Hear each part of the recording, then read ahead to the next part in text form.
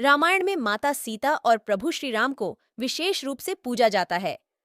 श्री राम जी के जन्म के बारे में सभी जानते हैं, लेकिन माता सीता का जन्म रहस्य है। आइए जानें उनके जन्म से जुड़ी कुछ बातें। रामायण को हिंदू धर्म का सबसे पवित्र ग्रंथ माना जाता है। इसके सभी पात्रों का अलग महत्व है।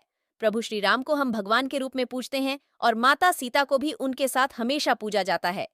माता सीता प्रभु श्री राम की अर्धांगिनी थीं और महाराज जनक की पुत्री थीं। उन्हें लक्ष्मी जी का अवतार भी माना जाता है और ऐसा कहा जाता है कि जब विष्णु जी के अवतार के रूप में भगवान श्री राम ने धरती पर अवतार लिया, तब माता सीता ने लक्ष्मी के अवतार के रूप में जन्म लिया। उनकी महिमा ऐसी है कि आज भी प्रभु श्री राम से पहले देवी सीता का नाम लिया जाता है। यदि हम माता सीता के जन्म की बात करें तो आज भी उनके जन्म को लेकर कई कथाएं प्रचलित हैं। सीता जी का जन्म एक रहस्य ही है। उनके जन्म से जुड़ी बातों का पता लगाने के लिए हमने ज्योतिर्विद पम रमेश भोजराज द्विवेदी जी से बात की। आइए जानें माता सीता के जन्म से जुड़े कुछ रहस्यों के बारे में। पौराणिक कथाओं के अनुसार माता सीता भगवान जनक को जमीन के नीचे मिली थीं।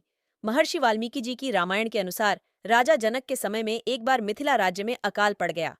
आर्षियों ने राजा जनक से यज्ञ का आयोजन करने के लिए कहा, जिससे वर्षा ही और उनका कष्ट दूर हो। यज्ञ की समाप्ति के अवसर पर राजा जनक अपने हाथों से हल लेकर खेत जोत रहे थे। तभी उनके हल का नुकीला भाग, जिसे सीत कहते हैं, किसी कठोर चीज से टकराया और हल वहीं अटक गया।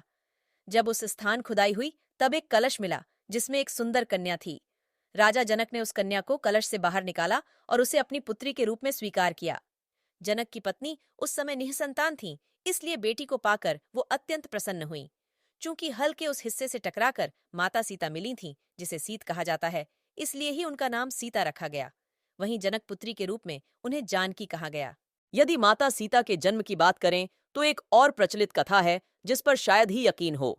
दरअसल रामायण के अनुसार रावण ने कहा था कि यदि उसके हृदय में अपनी पुत्री से विवाह की इच्छा उत्पन्न हो तो उसकी पुत्री ही उसकी मृत्यु का कारण बने।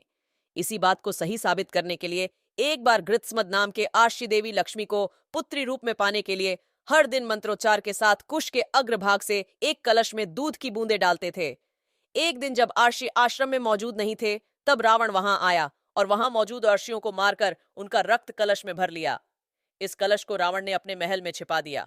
उस समय रावण की पत्नी मंदोदरी उस कलश को लेकर बहुत उत्सुक थी।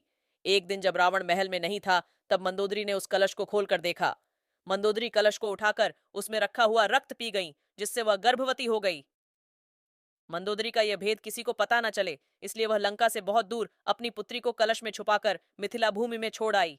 इस प्रकार सीता जी का जन्म हुआ और वो रावण की पुत्री होने के साथ उनकी मृत्यु का कारण भी बनी।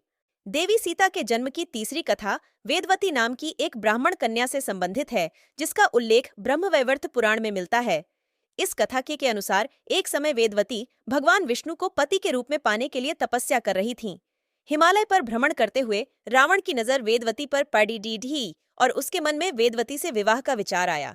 वेदवती रावण से बचने के लिए ऊंचाई से कूद गईं और मृत्यु के समय वो रावण को श्राप दे गईं कि आगे के समय में वो पुनर्जन्म लेकर रावण की पुत्री बनेंगी और उसकी मृत्यु का कारण बनेंगी। माता सीता का जब जन्म हुआ तब अपनी मृत्यु के भय से रावण ने उसे धरती पर एक कलश में रखकर गाड़ डट दिया। माता सीता का जन्म वास्तव में एक रहस्य ही है और उनके जन्म की सही कथा जो कुछ भी हो, लेकिन उन्हें श्री राम के साथ पूजा जाता है। अगर आपको यह स्टोरी अच्छी लगी हो तो इसे फेसबुक पर शेयर और लाइक जरूर करें।